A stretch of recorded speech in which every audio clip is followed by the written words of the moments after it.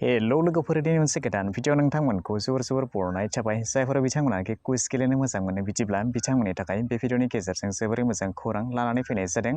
स' बिदिब्ला कुइज होननानै बुङोब्ला बेवहाय खालि फरायनो गोरों सुबुं बिथांमोनाल'सो बे कुइजखौ बादायनो हागोन बिब्दि नङा।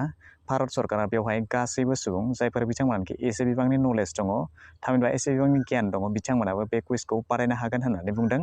स' बिदिब्ला आबादारि बा जायखिजाया गामिनि सुबुं बा फरायनाय फरायसा बिथांमोना थामहिनबा भारतनि गासै सुबुङानो बे कुइजखौ बादायनो हागोन होननानै बुंदों। स' बिदिब्ला गोसो गोनां सुबुङा बे भिडिअखौ आबुङै नायलांबाय थानो हागोन।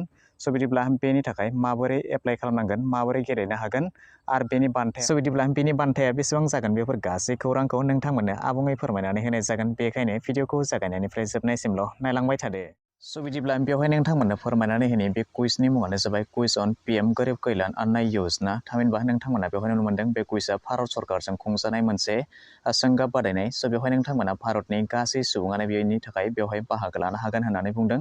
आरो बेवहाय नोंथांमोननो फोरमायनानै होखानाय जादों जे बेवहाय बे कुइजनि बे सोंगाब बादायनाय बेयो जागायदोंमोन थांनाय 14 एप्रिल 2022 खालारनिफ्राय बेयो जागायदोंमोन आरो बेनि जि जोबथि खालार बेखौ फोरमायनाय बायदिब्ला बेवहाय नुनो मोनदों इन डेट 28 एप्रिल 2022 सिम थामहिनबा फैगौ 28 एप्रिल 2022 मायथाइसिम बेखौ लाखिनाय जादों। स' नोंथांमोना 28 एप्रिलनि सिगां बेवहाय नोंथांमोना बाहागो लानो हागोन होननानै बुंदों।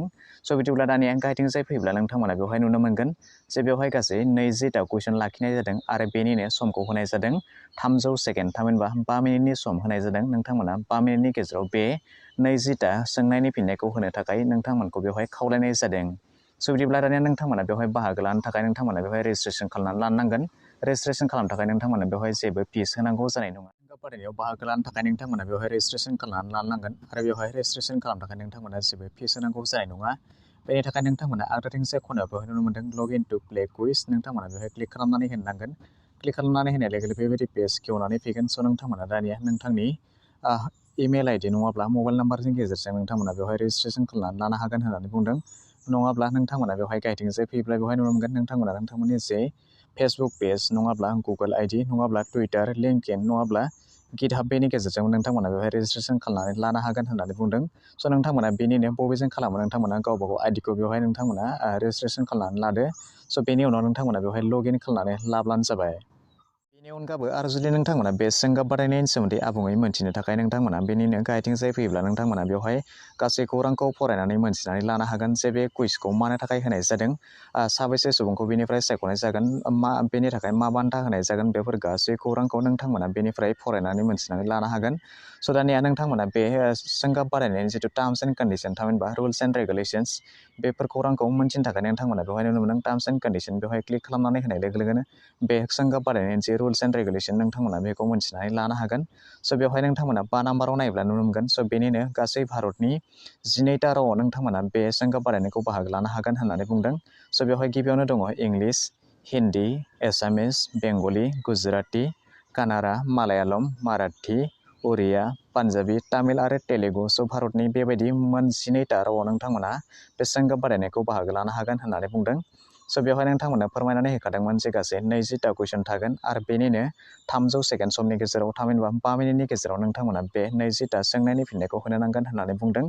स' बेवहाय आरो नोंथांमोना मोनसे खोथाखौ नोजोर होब्लानो जाबाय जे बेवहाय गासै भारतनिफ्राय 1000 सुबुंखौ बेनिफ्राय सायख'नाय जागोन होननानै बुंदों आरो साफ्रोम देरहागिरि बिथांमोननो सासेयाव 2000 रांहै बान्था महरै होनाय जागोन होननानै बुंदों। स' दानिया नोंथांमोना बेवहाय लास्टखौ नायोब्ला नोंथांमोना बेवहाय फोरमायखानानै होदोंमोन फैगौ 28 एप्रिल हरनि 11:30 नोंथांमोना बेनि सिगां बेवहाय बे सोंगाब बादायनायाव बाहागो लानो हागोन होननानै बुंदों। स' भारतनि साफ्रोम सुबुङानो बेवहाय बाहागो लानो हागोन। स' बिथांमोना फरायनाय जा एबा फरायै जा जायफोर बिथांमोनाखि एसे बिबांनि गियान दङ थामहिनबा मबाइल सालायनो रोङो बिथांमोनानो बेवहाय बाहागो लानो हागोन होननानै बुंदों। बेबायदिनो जेब्ला नोंथांमोना बेवहाय रेजिस्ट्रेसन खालामगोन रेजिस्ट्रेसन खालामनानै मोननाय जि आइडि थामहिनबा नोंथांमोननि जे इमेल आइडि आरो मबाइल नाम्बार बेखौ नोंथांमोना गाहायथिंजाय फैब्ला नुनो मोनगोन जे बेवहाय नोंथांमोना लग इन टु प्ले बेवहाय नोंथांमोना क्लिक खालामनानै होनाय लोगो लोगो नोंथांमोननि जे रेजिस्ट्रेसन जानानै थानाय इमेल आइडि नङाब्ला मबाइल नाम्बार नोंथांमोना बेवहाय लग इन खालामनानै नोंथांमोना बे जि सोंगाब बादायनाय बेखौ नोंथांमोना बेवहाय बाहागो लानो हागोन।